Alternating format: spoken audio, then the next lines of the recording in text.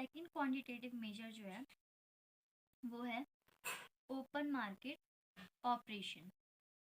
तो क्या होता है ओपन मार्केट ऑपरेशन में? क्या होता है? Buying and selling of securities होती है, ठीक है। Buying and selling of securities in open market, ठीक है। ओपन मार्केट में buying and selling of securities by central bank, ठीक है, बाय सेंट्रल बैंक। और जहां पर भी मैंने आरबीआई यूज किया है, आप एग्जाम में आरबीआई मत लिख के आना, सेंट्रल बैंक लिख के आना, ज्यादा अच्छा होगा। तो अब देखो, अगर सेंट्रल बैंक को मनी सप्लाई को क्या करना है? डिक्रीज करना है, तो आरबीआई क्या करेगा? आरबीआई सिक्योरिटीज को सेल करेगा कॉमर्शियल बैंक से। इससे इम्पैक्ट क्या पड़ेगा? जब हम किसी को कुछ सामान बेचते हैं तो उससे क्या लेते हैं? बदले में रुपीज लेते हैं, ठीक है। तो आरबीआई जब सेल करेगा तो कॉमर्शियल बैंक इसको क्या करेगा? मनी देगा और इससे सिक्योरिटीज ले लेगा। तो कॉमर्शियल बैंक के पास जो है वो पैसा नहीं बचेगा, ठीक है। पैसा नहीं बचेगा तो आगे पब्लिक को भी वो नहीं दे पाएगा, ठीक है। इससे क्या हो जाएगा? मनी सप्लाई डिक्रीज हो जाएगा इकोनॉमी में। दूसरा केस, अगर मनी सप्लाई को इंक्रीज करना है, मनी सप्लाई को इंक्रीज करना है तो आरबीआई क्या करेगा? आरबीआई परचेज करेगा किससे? कॉमर्शियल बैंक से। क्या? सिक्योरिटीज परचेज करेगा। परचेज करेगा तो क्या? सिक्योरिटीज आएंगी आरबीआई के पास, और आरबीआई परचेज के बदले में कॉमर्शियल बैंक को देगा ढेर सारा पैसा। अब कॉमर्शियल बैंक तो बस इसी फिराक में रहता है कब उसके पास पैसा आए और कब वो जनरल पब्लिक को पैसा दे, और वो जनरल पब्लिक को जैसे ही पैसा देगा मनी सप्लाई इकोनॉमी में इंक्रीज हो जाएगा।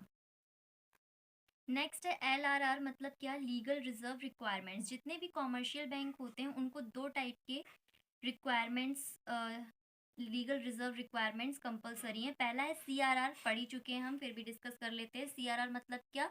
वो परसेंटेज डिपॉजिट्स का जो आरबीआई के पास रखना पड़ता है उसे हम सीआरआर कहते हैं।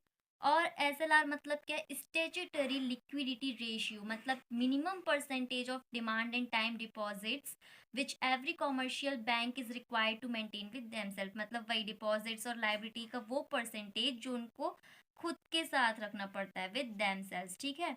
ये किसके साथ? आरबीआई के साथ, और ये किसके साथ? देमसेल्व्स, ठीक है, मतलब अपने साथ। तो एक तरह से क्या हो गया?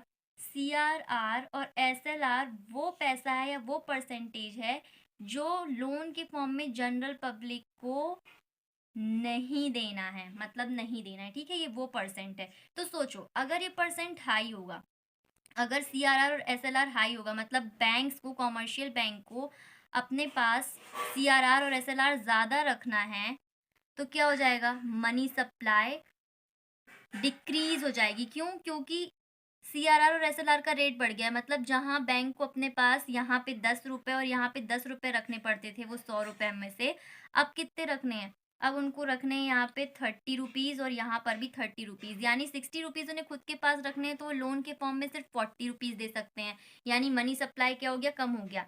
लेकिन वहीं अगर 100 रुपीज में से उनको सीआरआर रखना है 5 और एसएलआर भी 5 रखना है, तो यानी ये हो गया 10, तो वो लोन के लिए कितना दे सकते हैं जनरल पब्लिक को? 90 रुपीज। तो यहाँ पर मनी सप्लाई जो है वो इंक्रीज हो जाएगा। कब? जब सीआरआर और एसएलआर की जो परसेंटेज है वो डिक्रीज जाएगी, ठीक है। वाइस वर्सा रिलेशनशिप होता है। नेक्स्ट आता है क्वालिटेटिव मेजर। हम पहले ही देख चुके हैं इसकी डेफिनेशन क्या होती है, मतलब पर्टिकुलर सेक्टर में जब मनी सप्लाई रेगुलेट करनी है, किसको? आरबीआई को, हमारे सेंट्रल बैंक को। तो सबसे पहले इसमें आता है मार्जिन रिक्वायरमेंट। सबसे पहले देखो डेफिनेशन, देखो मार्जिन रिक्वायरमेंट होता क्या है। आप जब भी कभी बैंक में जाते हो, या आपका कॉमर्शियल बैंक है, आप इसके पास, ये चिंटू गया लोन लेने के लिए, तो कॉमर्शियल बैंक बोलेगा हम ऐसे ही आपको लोन नहीं दे सकते, आपने लोन नहीं चुकाया तो चिंटू क्या करके गया? चिंटू लोन लेने के लिए गोल्ड लेके गया, ठीक है। ये गोल्ड बिस्किट्स हैं चिंटू के पास। ये गोल्ड बिस्किट्स कितने रुपीस के हैं? 1 लाख रुपीस के गोल्ड बिस्किट्स हैं। ये लेके गया और कहता है मुझे 1 लाख रुपीस का लोन चाहिए। तो कॉमर्शियल बैंक क्या बोलेगा कि हम 1 लाख के बदले 1 लाख का लोन नहीं देंगे आपको, ठीक है। आप 1 लाख का गोल्ड लाए हो ना, ठीक है, हम आपको इसके बदले में 80,000 रुपीज देंगे। मतलब वो 20,000 रुपीज जो उन्होंने नहीं दिए उसी को हम क्या कहते हैं? Margin requirement. मतलब क्या? It is the difference between security offered and the value of amount land, मतलब आपने जो सिक्योरिटी ऑफर की लोन के लिए और बदले में आपको जो लोन का अमाउंट मिला, उनके बीच का जो डिफरेंस होता है, यानी ये 20,000 रुपीज जो हैं, यही आपका क्या है, मार्जिन रिक्वायरमेंट है। तो अब देखो, अगर सेंट्रल बैंक को क्या करना होगा, अगर आरबीआई को मनी सप्लाई इंक्रीज करनी होगी तो वो क्या करेंगे, मार्जिन रिक्वायरमेंट को डिक्रीज कर देंगे। मतलब क्या करेंगे, देखो वो बोलेंगे 1 लाख की आप सिक्योरिटी लाए हो ना, तो ठीक है हम आपको 95,000 रुपीज देंगे। उनने क्या कर दी, मार्जिन रिक्वायरमेंट कम कर दी, मतलब मार्जिन रिक्वायरमेंट अब सिर्फ आपको 5,000 की है, कम कर दी, आपको 95,000 मिलेगा, मतलब मनी सप्लाई इंक्रीज कर दिया। वहीं अगर मनी सप्लाई उनको डिक्रीज करना है तो मार्जिन रिक्वायरमेंट को बढ़ा देंगे, बोलेंगे 1 लाख का सोना लाए हो ना, ठीक है 50,000 मार्जिन रिक्वायरमेंट है, और आपको जो कैश मिलेगा वो कितना मिलेगा, वो भी 50,000 मिलेगा। तो आप बोलोगे ये तो बहुत ज़्यादा है, बहुत हाई है, तो मनी सप्लाई क्या हो जाएगा, ऑटोमेटिकली डिक्रीज हो जाएगा, लोग लोन लेना बंद कर देंगे। ठीक है। मोरल सुएशन, मोरल सुएशन क्या होता है, combination of persuasion and pressure, जो कि क्या आरबीआई अप्लाई करता है किस पर, कॉमर्शियल बैंक पर, टू गेट देम